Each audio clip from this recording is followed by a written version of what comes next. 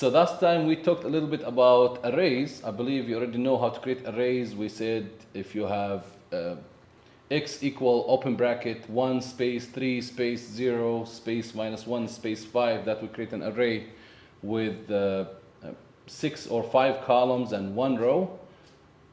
Then if you hit the command, I believe you know it by now, disp of x, so display how does that array look like in terms of size. And as well, instead of, if you don't like to have spaces between numbers, you can have a comma. As you can see down here, I can see a equals 5, comma 6, comma 7. I apologize here, comma, semicolon, and colon look the same for the bad quality of the data show, but I think you can live with it. Trying to move faster here, we have a lot of material without compromising your understanding. So we just jump fast on the things that I believe you know. I believe any of those arrays, A, B, C, you're able to do. And if I told you create an array similar to this, you would be able to. Then keep in mind that you can include the A value within the array with no problem. And can you create an empty array? If you say x equal open bracket, close bracket, that should be able to let you create a new empty array. Have no purpose, but some people do it. Now, things to remember, the elements in the list must always be enclosed in brackets, square brackets, not parentheses. Then the elements in the list must be always separated either a space or through a comma. These are things to keep in mind. Then we know already as well how to create a vector, x equal 1, colon 10, that will give you numbers 1, 2, 3, 4, 5, 10. If we do x equal 1 with an increment of 0.5 to 4, that will create an array, 1, 1.5, 2, 2.5, and so on. Those already, I believe, you know. If not, then please familiarize yourself on your own time and make sure you know those. Now, if we create something new, like the increment would be in minus, like let's say 10, column, minus 1, column 1, that will take your output to be 10, 9, 8, 7, 6, 5, and so on. If you do it from 0, minus 2 increment to minus 5, same thing. You're going to create 0, minus 2, minus 4, and so on. Those are just, playing around with arrays and vectors. Make sure they look as you expect them to look like. In the exam, it's too early for the exam, but I could ask you handwriting. Forgive me for that. Maybe if we do it not on the software, not in the form of the project, could be like handwritten. I will tell you, follow this code, what would be the output. I just make sure you can visualize what to expect out of the software, because you're still just kind of newly learning about this language or about this software. But moving forward, I would love to make you as professional as possible with the MATLAB. Now, a function that we can't apply through our online MATLAB, which is the len space.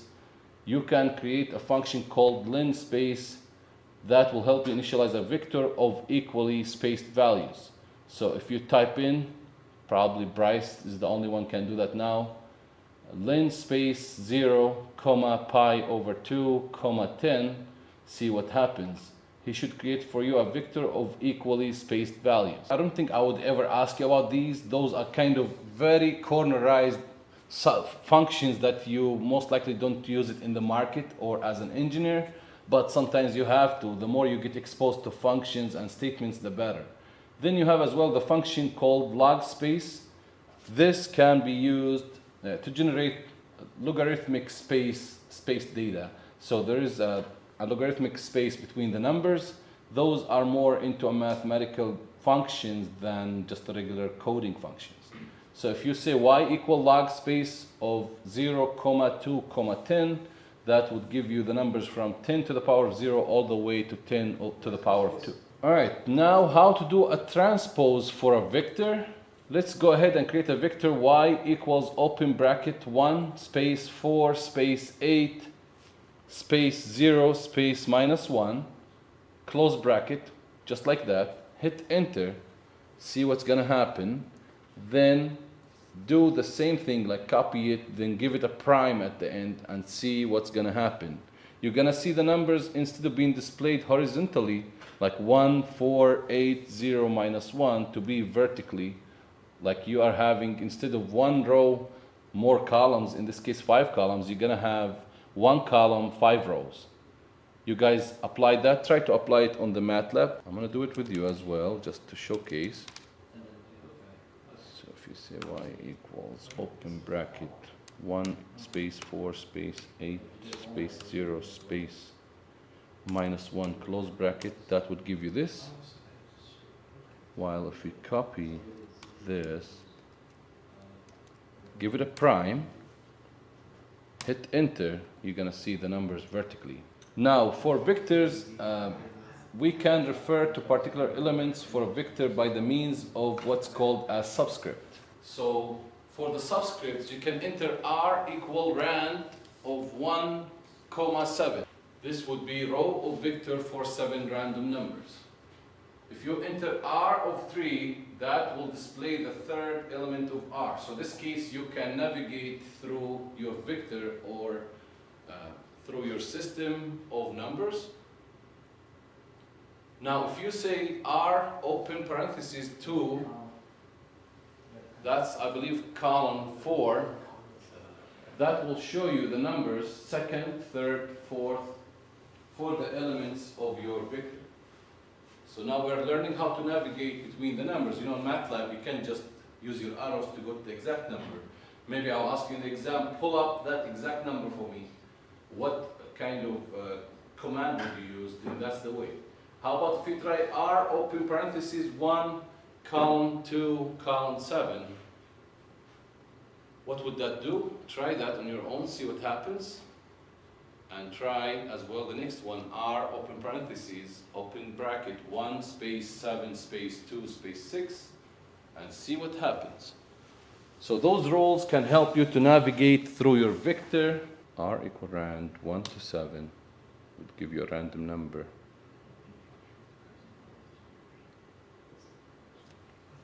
So random 7 numbers between 1 and 7. So if you compare between the moment you had r equal rand 1, 7, now he's picking the first number, then the third, then the fifth, and so on. How about if you try with brackets, like r open parentheses, open bracket 1, 7, 2, 6, what you gonna get?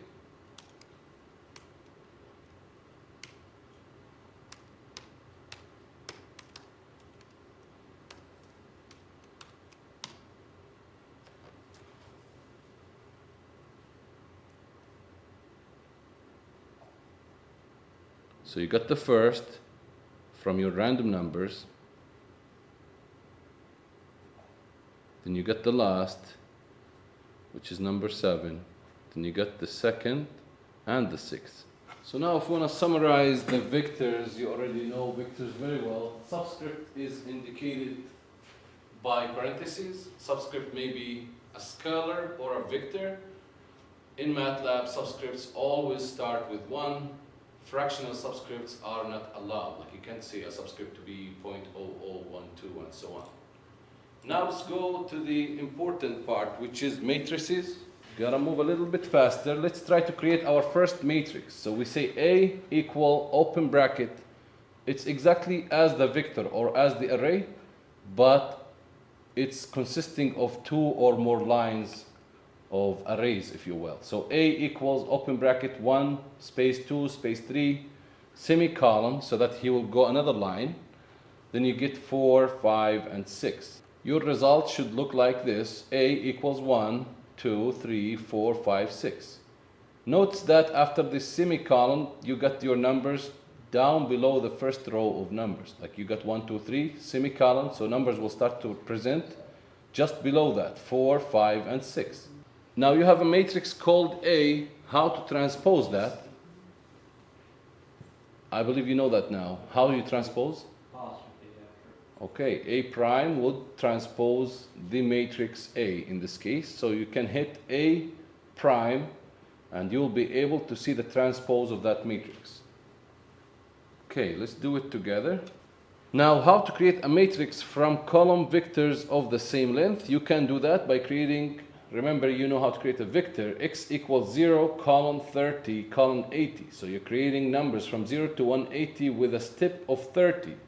Now we hit semicolon, then the next line we say table equal, open brackets, x prime, so you prime the vector, or you transpose it. Then the function sine x multiplied by pi divided by 180 primed. Your result should look like this. You gotta be flexible, you know, when you understand the language of MATLAB, you can be flexible and play with it whenever possible. There is no single way to do any code in MATLAB. There's always ways around it, and your smartness and creativity is the limit. Okay, now to capture outputs, as I asked you in our first macro project, we need to see the output. Some people, they just only share with me x equal xyz. But I told, hey, I need to see a screenshot or something, what kind of code you guys wrote. So how to capture the output? You can use the command called diary. You see it right here. So let's say you write in the editor. We learn now not to write only in command line, but in editor and save it. You can save it as a certain file name. And to view the command, to view the output one more time, you can hit diary space, then file name. If your file name is text, if your file name is your first name, you can do that without .m, nothing, just the file name. He should be able to show you the output of the program in this case. If you're done with it, you can type in the command diary off. Again, those are too much optional commands, but it's good to know that, so that in the future you will not say, I never heard of it. So that's something to keep in mind. Now there is something very important. It's about planning your program. So let's say I told you, as we mentioned last time, create for me a script to convert the units from metric to SI to whatever. Now before you do that, you need to say, okay, I need to create certain variables, then I need to have a certain equation to do the actual mathematical conversion, then I would end the program in a certain way. That is called like the programming or the script writing logic. Like you can write how the logic would look like, so that when you start to actually type in your code, you will not get confused. That's what's called in your textbook as structure plan. So let's say we want to have unit conversion. Now structure plan, or you can call it coding plan, you can call it to-do list, whatever you call it. Structure plan, and this pen is sick. Now I would say, okay, what I need to do unit conversion. We already did that. So unit conversion, I would say for unit conversion, what should I do first? Initialize the variables, right? That's what we mostly do when we are doing programming. So we initialize variables. Let's say we want to have x, y, z, and so on. We want to initialize and give them the value 1. Secondly, we want to implement the conversion equation, right?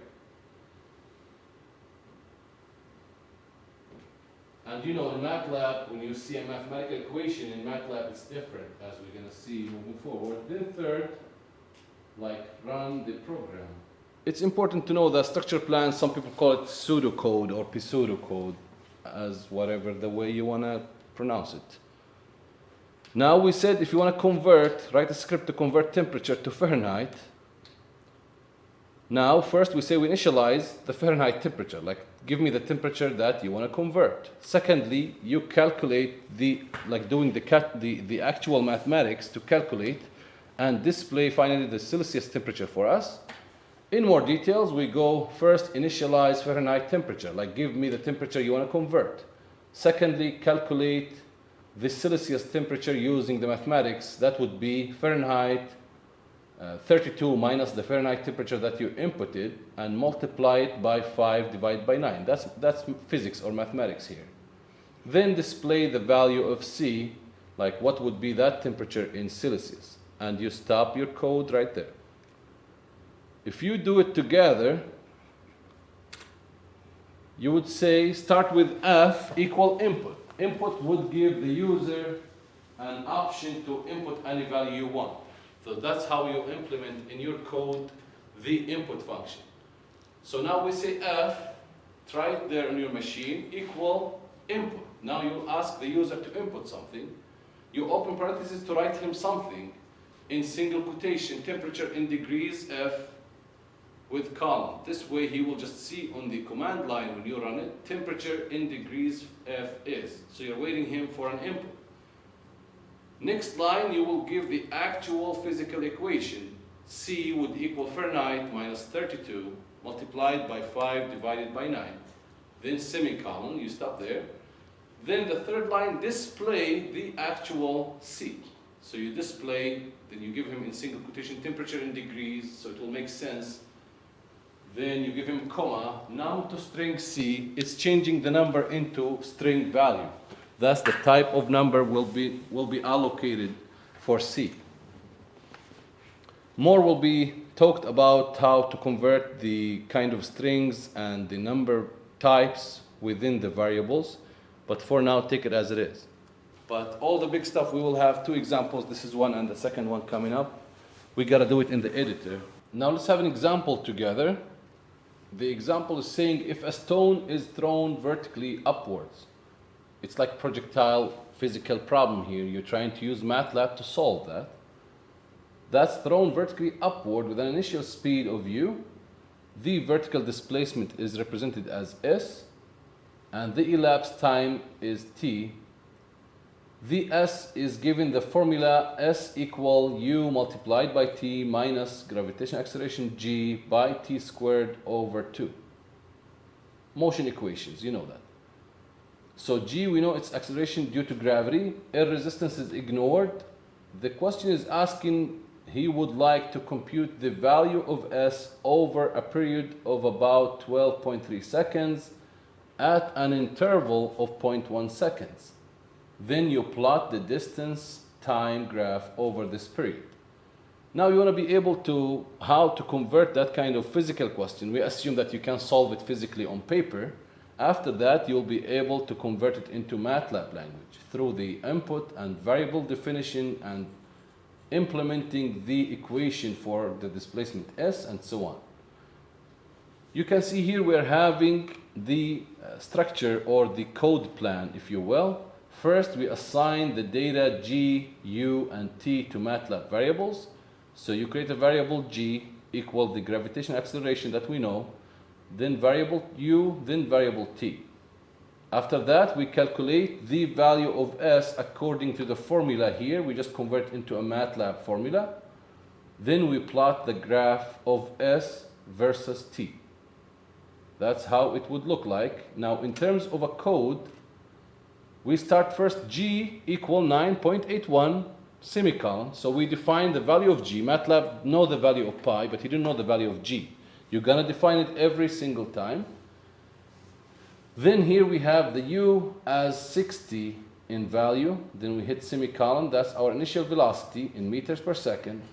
Now the interval he mentioned about, he wants t over 12.3 seconds interval. So from 0 to 12.3, that's our interval. And the splits or the increment would be 0.1 second. So how you do that? You create a kind of an array style. T equals 0, column 0.1. That's wrong. That's not 0.01. It's 0.1. Then column 12.3. Then semicolon. You can go ahead, guys, and type in that while we're explaining. Then s equals u. Instead of ut, we have u multiplied by t minus g divided by 2 multiplied by t to the power of 2. That dot before the to the power of, because t in this case is an array. So you gotta multiply it or have it to the power of for all the elements of t. Then you plot as we always learn how to plot. You call the title for the plot through this code. Then the x label, time, y label is vertical displacement.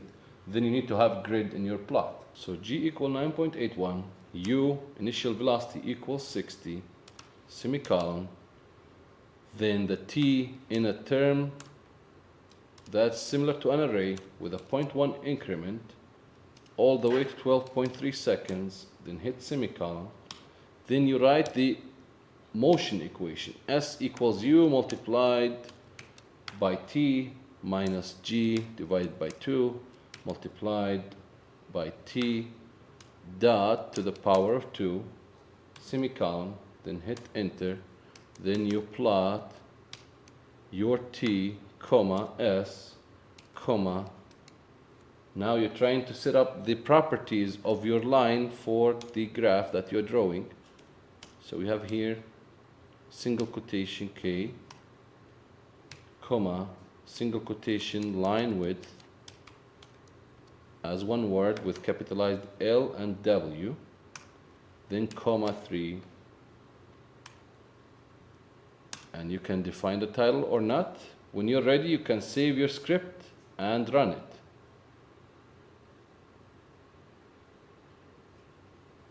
You should be able to see a concave graph that's called figure 1 or whatever name you gave it in the title.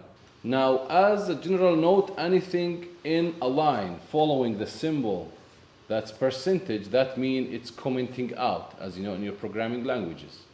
If you want to write any comment that you don't want it to be part of the program, you just hit the percentage sign, then you will see MATLAB writing it for you, I believe, in a green line. Green line means he will never execute it. You can write whatever you want. We talk about structure plans, so you can hit a percentage, structure plan, write what you want. So as you code, you can see what is your structure plan or what's your coding plan. The statement display, we know that the ISP will display for you the vectors and the elements. Now for operations, expressions, and statements, we'll start with numbers. In MATLAB, you can display the numbers in many forms as you wish. There is many commands that you can use to make the numbers look in a certain way, same as your scientific calculator. You can have all the numbers presented as they are, or you can have them abbreviated like 1.2 to the power of 10, or 1.2 by 10 to the power of 5, all of that. So you can do that. It's not very important, but it's good to mention it together. So of course you know how to write these numbers, you know how they look like in MATLAB. If you want, you can try one like 1.234 multiplied by 10 to the power of 5. See how it looks in MATLAB. I believe by now you know how it looks. It will look like something like that. Then for the data type, you know, in your programming language courses, you know classes. So data types and classes. MATLAB by default, he will handle numbers in the double format, but you can always change that if you want to. For the arithmetic operations, how does it look like in algebraic form versus MATLAB? In algebraic form, a plus b similar to MATLAB, subtraction similar to MATLAB, multiplication you just hit the star instead of the x. Right division means a divided by b, that would look like with the backslash, I believe they call it. This way, a divided by b in algebraic. In MATLAB, to look like a forward slash b. For the power, you already know how to represent the power. Now, for the priority of operations, that's a very important topic in your mathematics knowledge and in MATLAB. That could come in the exam in a way or another. You don't want to be confused about it. The highest priority is parentheses. After that comes the power. If there is two numbers to the power, then you go from left to right. Third comes multiplication and division. It will go left to right. Then eventually addition and subtraction. So if we go here, a divided by b multiplied by c, which one is going to go first? A divided by b or b multiplied by c? So multiplication and division are equal priority. When you have equal priority, you go from left to right. In this case, they're equal priority, so you go left to right. But if it was a plus b multiplied by c, then b multiplied by c first, then a plus b second. Now, of course, you can train yourself on these. Make sure you get the right number. Let's start with 2 multiplied by 2 to the power of 3. Which one goes first? So the exponent will go first as a higher priority. So 2 to the power of 3 is 8. Then 8 by 2 is 16. That's how it goes, and you can train yourself with the rest of it. Now for the colon operator, there is a priority for the colon operator. If you had addition and the colon operator, which one would go first? Always the colon operator have a lower, it has a lower priority than the addition or subtraction. So here we have 1 plus 1 colon 5. Should I go 1 colon 5 first or 1 plus 1 first? 1 plus 1 first. So 1 plus 1 first, so it will become 2, 2, 5, and he will show you 2, 3, 4, 5. Now the transpose operator, it has the highest priority. So if you see transpose, you do transpose first, in case I told you do it by hand as if it was in MATLAB. Transpose first, then you do the scalar or the array in this case. Now you can, of course, as you know, do arithmetic operations on arrays. We did that before, maybe second lecture. Like when you have A dot multiplied by B, if A is an array and B is an array, so you're gonna multiply each number in A by each number in array B. Same thing for division. Let's do this together in yellow, like open brackets, 2 space 3 space 4 close bracket dot to the power of open bracket 4, 3, and 1. You should see something like this. If you want, go ahead and do it. So what you do here, you make 2 to the power of 4 would give you 16. Then 3 goes to the power of 3 would give you 27. And 4 to the power of 1 would give you 4. That's how it goes. Now, another topic is called expressions. Expressions are those functions been defined already in MATLAB. For example, pi. If you say 2 multiplied by pi, he's going to give you the answer of 6.2832. It's important to know the difference between expression, operation, and function, statement, command, and all of those. I know I'm giving you a reading exercise to be able to go through the appendix. Based on your request, Bryce, last time you said you want the appendix, how the language look like, and the writing language. So that's going to be our reading exercise, and you'll be able to differentiate expression and other stuff. Now, in MATLAB, statements always looking like this. Variable equals expression. So variable equal expression will form a statement. When we said the displacement s equal u multiplied by t minus g and so on, then if you have x equal 29 semicolon, that's an assignment. Clear is a command. Pi over 2 is expression. The difference between command, expression, assignment, statement, expression, variable, and so on.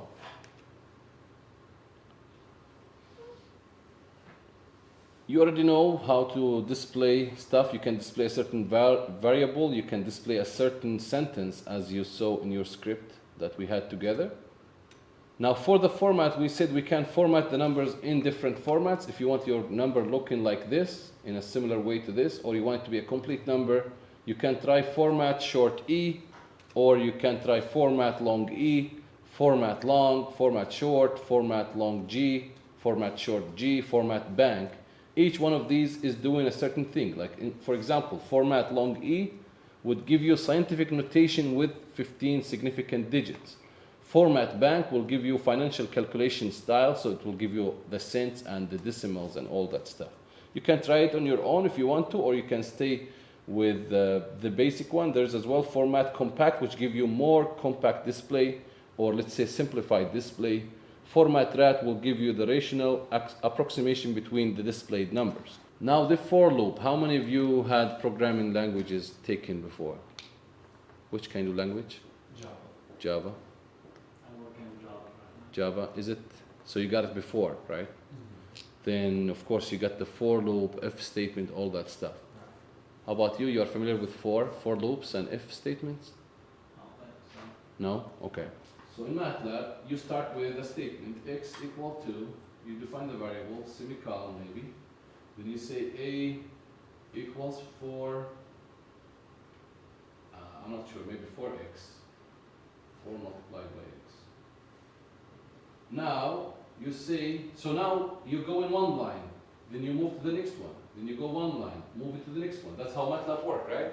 Top-down technique. So like if I told you, what is the value of x?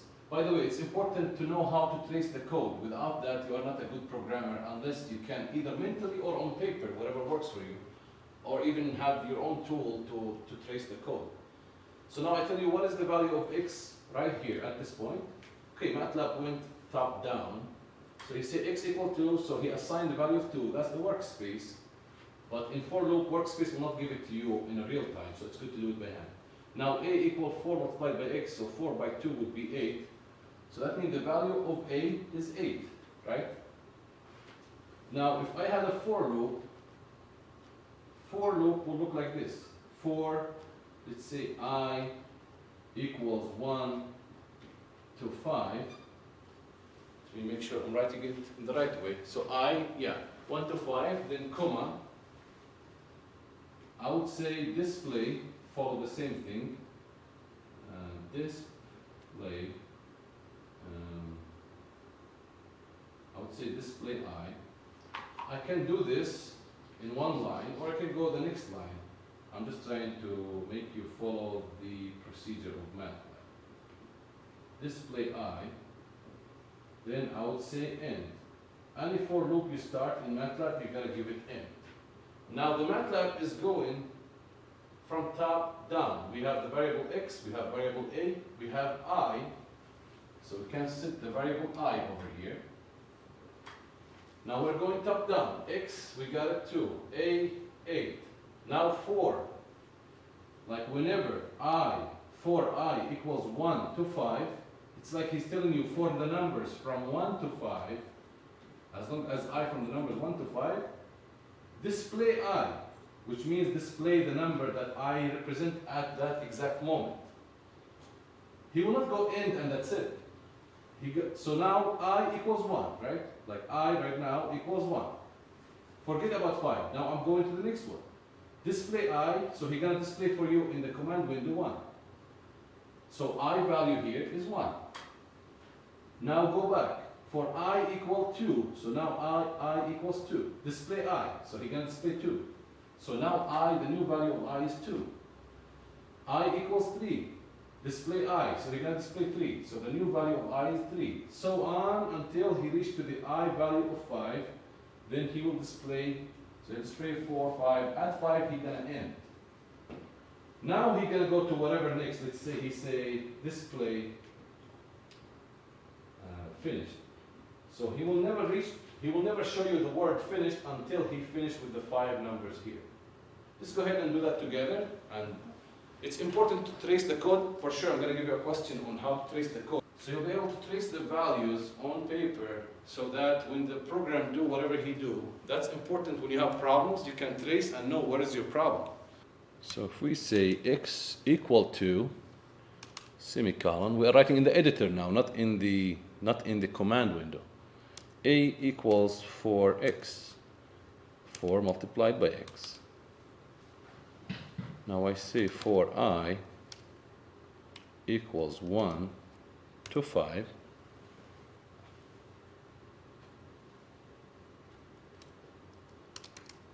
Display I,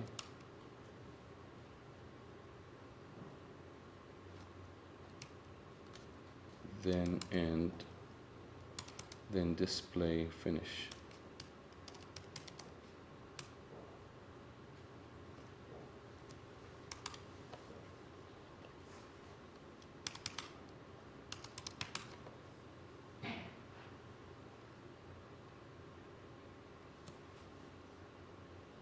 So you can see he displayed for you 1, 2, 3, 4, 5, then he displayed finish at the end.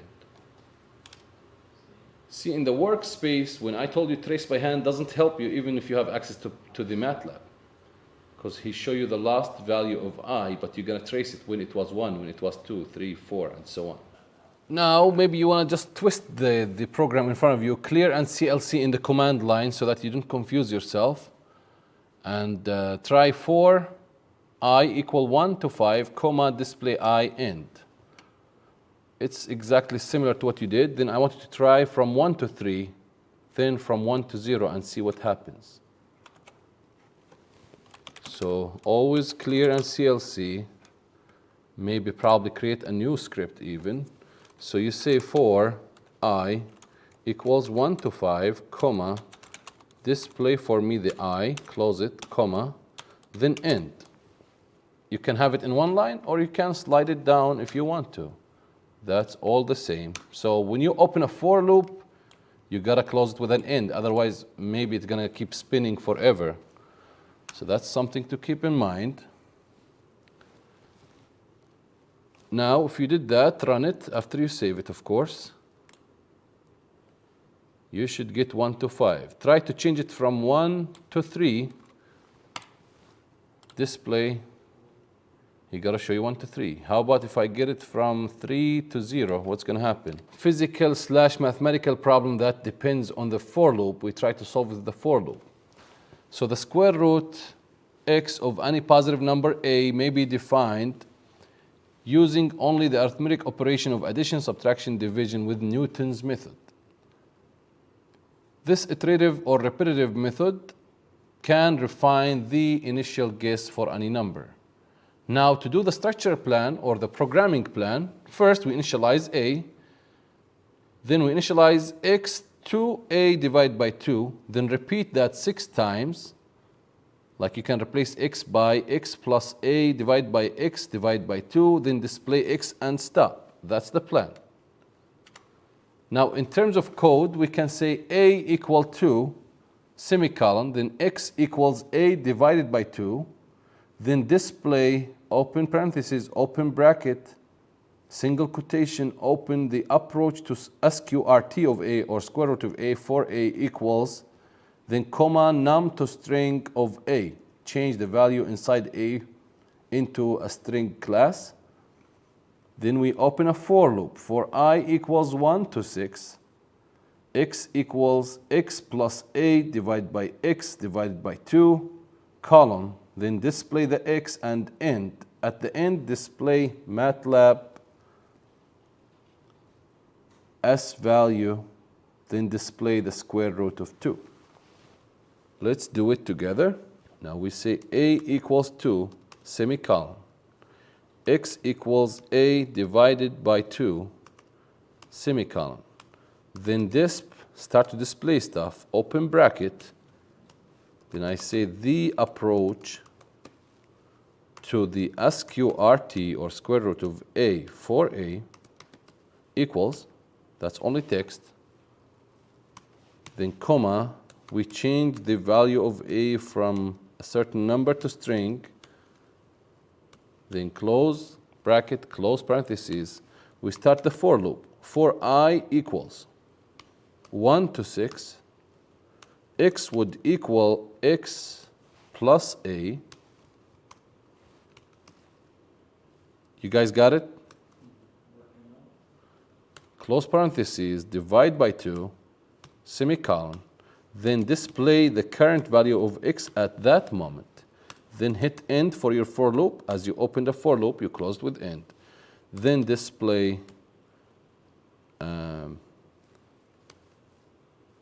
single quotation, MATLAB, close the single quotation, then open another single quotation, s value,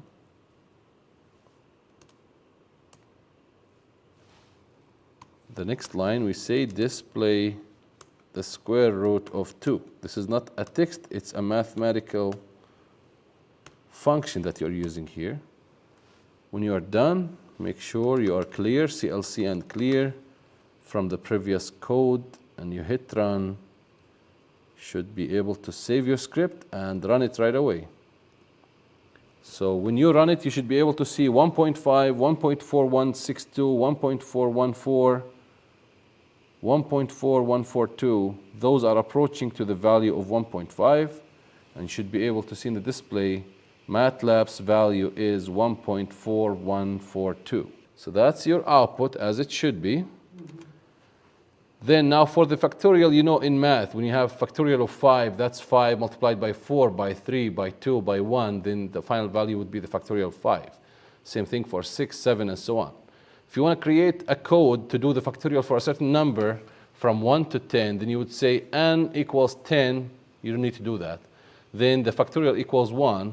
For k equals 1 to n, which is 1 to 10 in this case, the factorial would equal the k, like whatever the value of k at that moment, multiplied by the factorial, which is 1.